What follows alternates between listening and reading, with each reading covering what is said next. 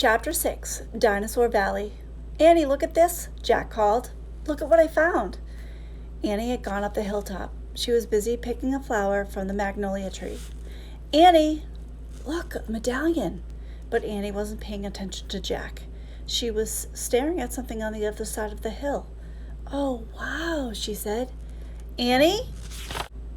Clutching her magnolia flower, she took off down the hill. Annie, come back, Jack shouted. But Annie had disappeared. I'm going to kill her, Jack muttered. He stuffed the gold medallion into his jeans. Then he heard Annie shriek. Annie? Jack heard another sound as well, a deep bellowing sound, like a tuba. Jack! Come here, Annie called. Annie!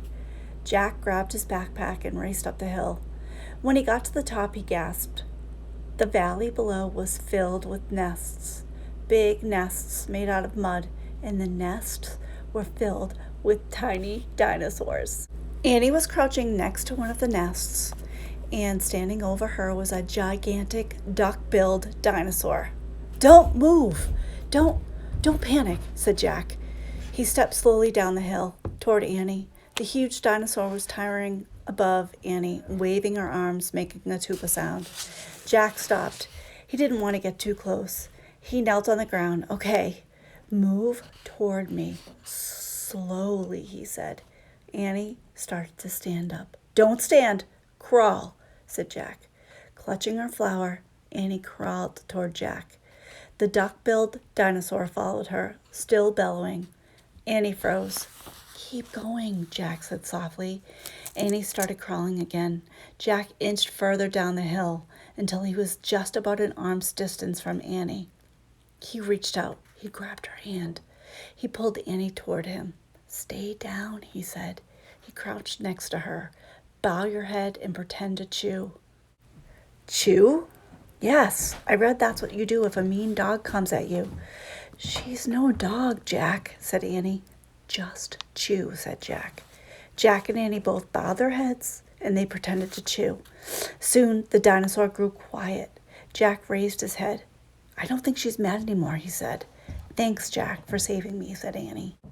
You have to use your brain, said Jack. You can't just go running up to a nest of babies. There's always a mother nearby. Annie stood up. Annie! Too late. Annie held out her magnolia flower to the dinosaur. I'm sorry I made you worry about your baby, she said. The dinosaur moved closer to Annie. She grabbed the flower from her. She reached for another. No more, said Annie. The dinosaur let out a sad tuba sound. But there are more flowers up there, Annie said, and she pointed to the top of the hill. I'll get you some. Annie hurried up the hill. Annie crouched down and started to chew. The dinosaur barged down the hill. She seemed afraid of something. Jack put the book down on top of his pack and hurried to Annie. I wonder why she ran away, said Annie. We were just starting to be friends. Jack looked around. When he saw in the distance, it almost made him throw up. An enormous, ugly monster was coming across the plain. He was walking on two big legs and swinging a long, thick tail and dangling two tiny arms. He had a huge head and his jaws were wide open. Even from afar, Jack could see his long, gleaming teeth. Tyrannosaurus Rex, Jack whispered. And that is the end of Chapter 6.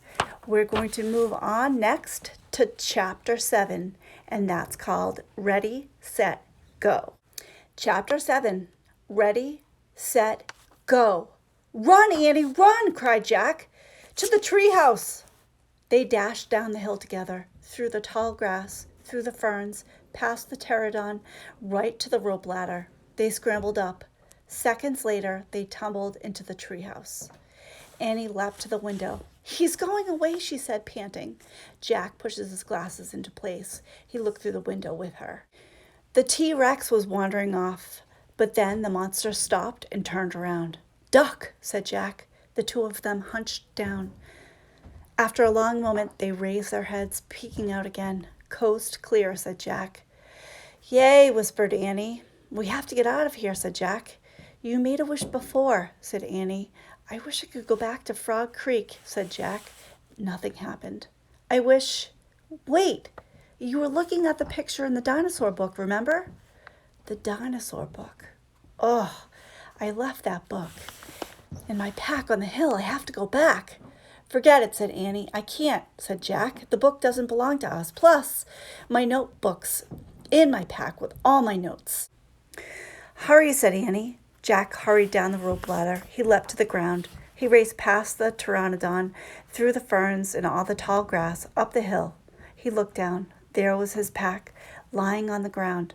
On top of it was the dinosaur book. But now the valley below was filled with antosauruses, all standing guard around the nests. Where had they been? Did fear of the T-Rex send them home? Jack took a deep breath. Ready, set, go. He charged down the hill. He leapt to his backpack. He scooped it up. He grabbed the dinosaur book. A terrible tuba sound. Another and another. All the antosauruses were bellowing at him. Jack took off. He raced up to the hilltop. He started down the hill. He stopped. The T-Rex was back. He was standing between Jack and the treehouse. And that is the end of chapter 7, my friends. We're going to continue with chapter 8. Chapter 8 is called A Giant Shadow. Stay tuned to see what happens to Jack and Annie. Do they make it to the treehouse alive? Find out what's next.